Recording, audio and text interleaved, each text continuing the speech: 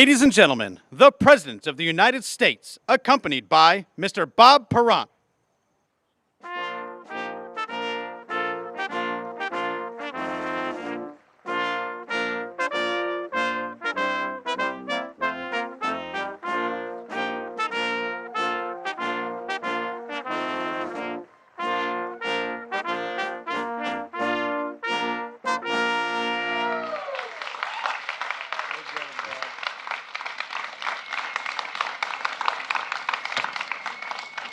What a beautiful day. Thank you all for being here. Good afternoon. My name is Bob Perrant.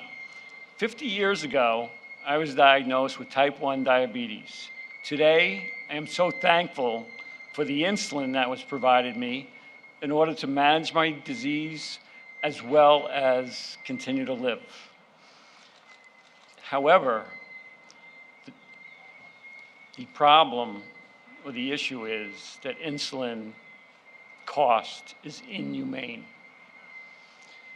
The price of insulin has increased over 600% in the last 20 years. Even on Medicare, I have to pay $300 out of my own pocket every 90 days. But thanks to President Biden and Democrats in Congress, the reforms in the Inflation Reduction Act will save me and millions others hundreds, and in some cases, thousands of dollars a year.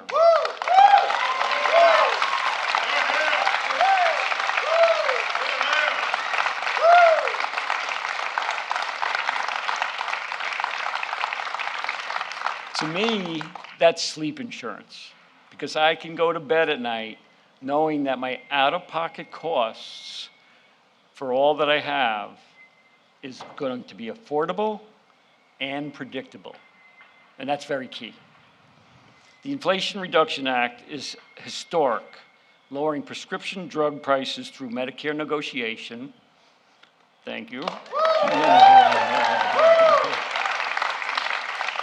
Cracking down on drug corporation price gouging by requiring manufacturers that increase prices faster than the rate of inflation will need to pay back Medicare.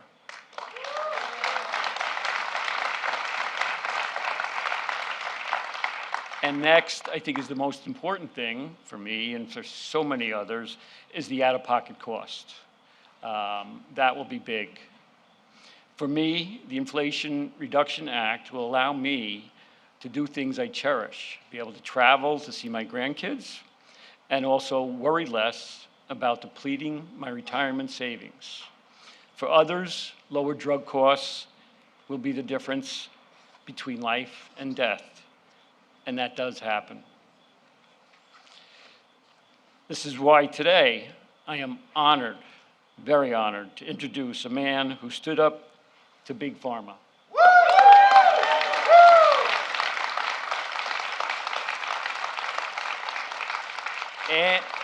And he won.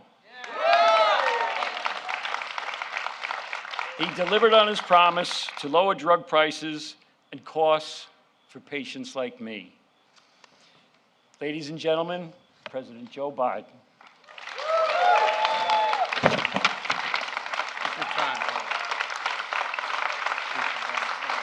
Great job. Great job.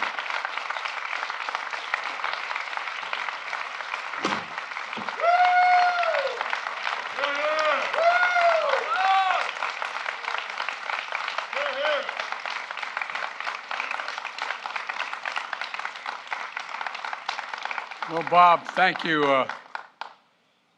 Thank you very much for that introduction. Bob didn't tell you one of the most important criteria he had to be here, in addition to being a fighter, was he had 2 daughters-in-law and a son who went to the University of Delaware. Well, look, folks, a lot of us, and I look around the room here, from Joe Crowley and others who know, we've been waiting for this day for a long time, a long, long time. It's going to take a little while for some of this to kick in, but it's locked in. It's locked in. And I want to thank everyone who's here, including my secretaries and my cabinet members, and for the have relentlessly worked to protect Medicare. But before turning the topic I want to discuss today, I hope you'll indulge me. I want to talk a little bit about the crisis people are facing in Florida right now. Hurricane Ian made landfall in Cuba this morning as a Category 3 storm. Florida is now preparing for the hurricane to make landfall. Forecasts can change, but for now, the experts say this could be a very severe hurricane, life-threatening and devastating in its impact. So I want to be clear about two main messages. First, my administration is on alert and in action to help the people of Florida. I've approved Florida's request for emergency assistance immediately upon receiving it from the governor when they received it. And I directed my team to surge federal assistance there before the storm hit. FEMA has already deployed 700 personnel to Florida, and the governor has activated 5,000 state National Guard with another 2,000 guards coming from other states. FEMA is also proposing and pre-positioning 3.5 million liters of water, 3.7 million meals, and hundreds of generators. I just spoke this morning with the areas that are likely to be hit, the mayors of Tampa, St. Pete, and Clearwater. All of them are in the storm's path, and they're focused on the safety of their communities, and they're doing everything they can to get people out of harm's way. I told each one of them my conversation separately. Whatever they need, I mean this sincerely, whatever they need, contact me directly, and they know how to do that. I have a lot of personnel down there already. We're here to support them in every way we can. Second thing I'd like to mention is the citizens in the potential impact area should obey the instructions of local officials, evacuate when ordered, and be prepared for the storm when it comes. And evacuations have already been called for, and apparently they're going along in a fairly orderly way in each of the three cities. Your safety is more important than anything. And I know our hearts are with everyone who will feel the effects of this storm, and we'll be with you every step of the way. We're not going away. And as we prepare for Ian's landfall in Florida, I remain focused on helping Puerto Rico recover from the aftermath of Hurricane Fiona. Hundreds of FEMA and federal personnel are now there, including search and rescue teams, the U.S. Army Corps of Engineers for power restoration, and other experts from around the country.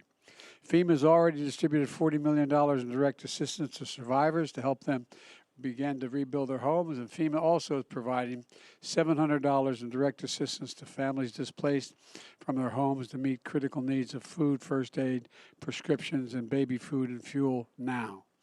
And I immediately approved the expedited major disaster declaration to provide individuals with public assistance to help their communities recover as well.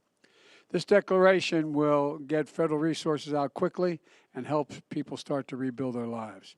They've been through a rough period since the last hurricane. And as part of the declaration, I've also authorized a 100% federal funding for debris clearance and rescue for power and water restoration, shelter and food for the entire month. And to the people of Puerto Rico who are still reeling from Hurricane Maria 5 years later, we're with you and we're moving forward with you, and we're not going to go home till it all gets done. Now, today's events about Medicare. You know, I want to share the progress that we've seen in making to bring down health care costs and strengthen Medicare, which is, for so many seniors, the only thing they can rely upon, and we've worked really hard to maintain it. The way I think about it is the way my dad talked about, the way so many of you at home talk about issues around the kitchen table.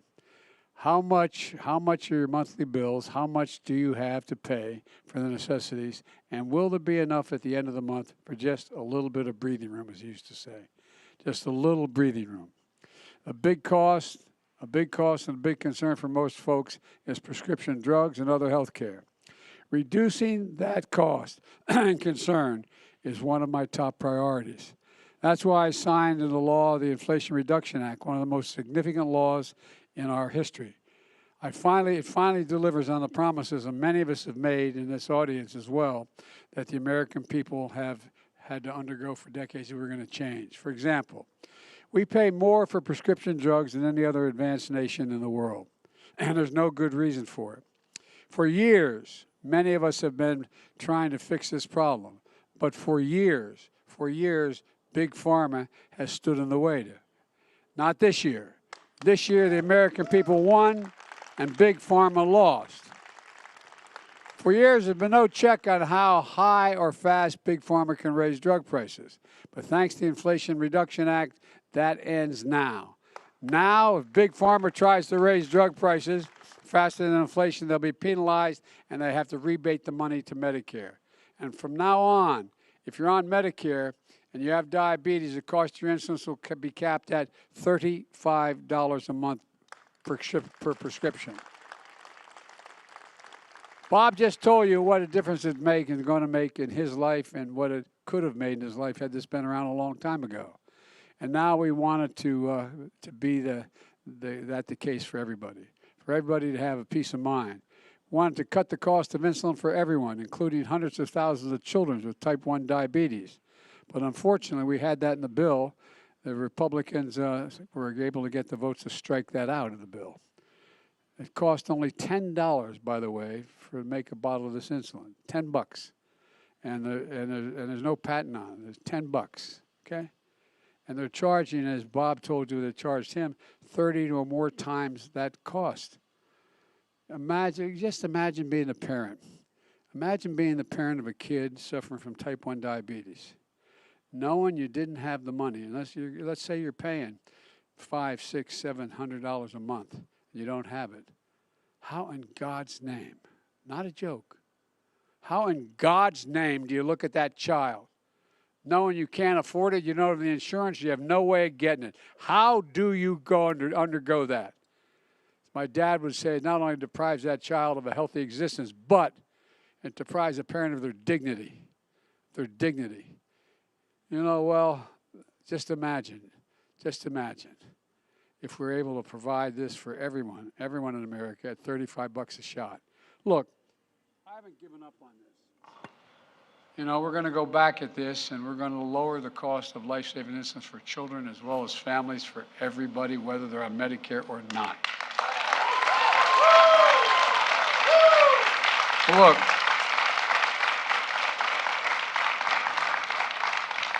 after years of Big Pharma blocking it, Medicare will finally get the power to negotiate lower prescription drug prices. Seniors will see their out-of-pocket costs for prescription drugs be limited, as this comes into full force, to $2,000 a year. No senior will have to pay more than, on Medicare, will pay more than $2,000 for all the prescriptions, whether it's cancer drugs or anything else. Thousands of Americans on Medicare pay more than $14,000 a year for blood cancer drugs, more than $10,000 a year for ovarian cancer drugs, more than $9,000 a year for breast cancer drugs. Many people on Medicare skip those cancer drugs that they need because they can't afford them. It's a simple proposition. They can't afford them. Now the maximum they're going to have to pay for all the prescription drugs, no matter what the cost, is $2,000 a year, period. It's going to be a godsend. It's going to be a godsend to many families. Last year, by the way, a family of four saved $2,400 through the American Rescue Plan that I signed into law. Now the Inflation Reduction Act locks in place those lower health care premiums for millions of families who get their coverage through the Affordable Care Act. And this morning, got even more good news about lower costs. The Department of Health and Human Services announced that the premium for Part B will in fact decrease this year. That's a fee you pay. That's a fee you pay for Medicare to cover your visits to your doctor. For years, that fee's gone up. Now, for the first time in more than a decade, it's going to go down. And millions of seniors and people with disabilities on Medicare, that means more money in their pockets while still getting the care they need. And on top of that, if you have a Medicare's prescription drug coverage Part D, you pay for your prescriptions more than you pay for your prescriptions. More of your shots will also be free. We're getting rid of the cost of the prescriptions and bringing them way down. But guess what? If you need a vaccine like shingles, last year more than 2 million seniors got that vaccine. Most of the folks had to pay $100 for that shot. In some cases, $200 for that shot. Well, do you have any wonder how many seniors skip that shot? For seniors with disease, it could be because it's too expensive. Well, they won't have to make that choice anymore. Thanks to the Inflation Reduction Act starting in January, senior Medicare prescription drug coverage and the price you pay for these shots will drop to zero. To zero. As I said, just for the shingles vaccine alone, that's more than $100 or more out of your pocket. My administration is taking other steps to bring down health care costs as well. I met with my competition council, made up of my cabinet and those who work with the cabinet. They're charged with promoting compensation across our economy, competition, I should say, across our economy to help lower the prices and raise wages. One thing we've done is to make affordable hearing aids available over the counter starting next month, so people don't have to pay for these expensive devices and specialist visits. We'll literally save patients thousands of dollars. And to bring greater transparency to healthcare costs, my administration has also outlawed surprise billing. You know, if your insurance plan didn't cover a particular doctor and you didn't even know he or she was being consulted and you got an extra bill for thousands of dollars, you can't do that anymore. They can't do that anymore. Millions of hardworking Americans will no longer have to worry about unexpected medical bills. We're going to be able to pay for all of this by making sure the biggest corporations in America begin to pay their fair share of federal taxes. Folks, for decades, the biggest corporations have fought to block a fair tax code. Under Donald Trump, my Republican friends had no problem enacting a $2 trillion tax cut that overwhelmingly benefited the wealthiest Americans, the biggest corporations, that not a penny of which was paid for, and massively increased the federal debt. In 2020, 55 of the biggest corporations in America made $40 billion in profit. I'm happy for their profits. But they didn't pay a single penny in federal income tax on $40 billion in taxes. But this year, even though some of the biggest corporations in America flooded Capitol Hill with lobbyists and money, they lost and we won.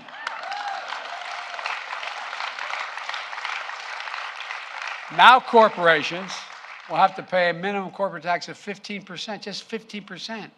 We're not gouging anybody. 15% minimum. That's it. That's it. The days of $1 billion companies paying zero taxes are over, though. And there's enough money there to pay for an awful lot of this. And let me be crystal clear about something else. No one, as I said when I ran, no one earning less than $400,000 a year will pay a single penny more in federal taxes.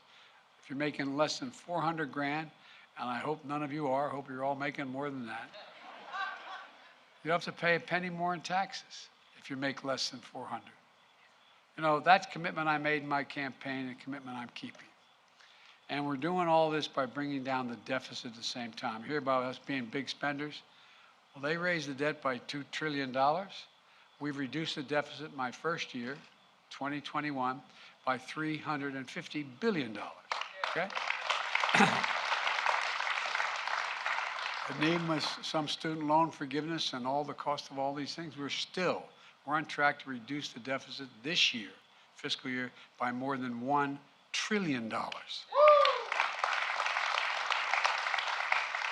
And the Inflation Reduction Act will reduce it another $300 billion over the next decade. That's possible because Medicare is finally going to be able to negotiate lower prescription drug prices, so less money paid out. Now, I wish I could say the Republicans supported this progress in reducing health care costs and strengthening Medicare. That would be good for all of America. But they have a very different idea. Every single Republican voted against the Inflation Reduction Act. And when it actually came time to do something about inflation around the kitchen table, every one of them said no, House and the Senate. And sadly, it goes even further. 158 House Republicans have already signed a Republican budget that will cut Medicare and Social Security. I know you think I'm probably exaggerating that, but there's a pamphlet, 12-point plan to rescue America, by Senator Scott of Florida, okay? I won't read through all of it, but it says, all federal legislation sunsets in 5 years. If it is worth keeping, Congress can pass it again. Translated, if you don't vote to keep it, you don't get it. Now, what do you think they're going to do when the House Budget Committee started talking about the cost of Medicare and Social Security and why we can't afford it? Folks, you know, the senator in charge of reelecting United States senators, Senator Scott, has proposed a plan that's where Social Security, Medicare, and every 5 years on the chopping block. It means every 5 years you either cut it, reduce it, or completely eliminate it. Social Security, Medicare. You know, you've been paying into Social Security since your first job as a teenager and you get your paycheck. And by the way, then there's Senator Ron Johnson of Wisconsin. He thinks waiting 5 years, every 5 years, is too long to wait. Not a joke. These are actually in writing, okay? He wants to put Social Security and Medicare on the chopping block every single year in every budget. If Congress doesn't vote to keep it, goodbye. Now, it's not just Social Security and Medicare he wants to deal with. He wants to put veterans' benefits and everything else of the federal budget at risk. He's the same person who said that if Republicans gain control of Congress, they should once again try to repeal the Affordable Care Act, which, by the way, is the only reason why millions of people with pre-existing conditions are able to get health care, is the Affordable Care Act, literally, not figuratively, literally. Then last week, Republican leader of the House unveiled what he called the Commitment to America. God bless America. It's a thin set of policy goals with little or no detail that Republicans say they'll pursue if they regain control of the Congress. In the course of nearly an hour, here are a few of the things that we didn't hear. We didn't hear the words Medicare or Social Security. And he said for the first time they'll get what the first thing they're going to do is repeal the Inflation Reduction Act. Well, guess what? All those things I mentioned we're going to do, they get rid of all of them with the repeal. I have a different idea.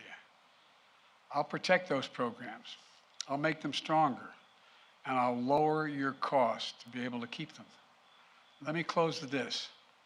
Over the last few years, we've faced some of the most difficult challenges in our history.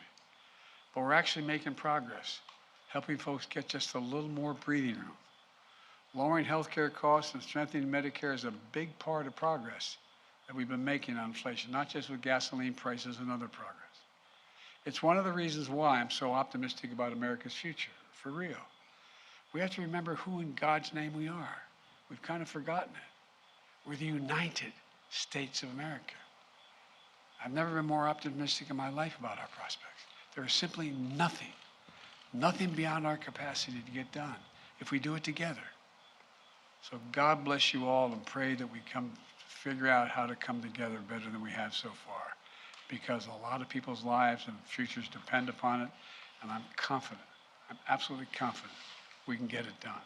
God bless you all, and may God protect our troops. Thank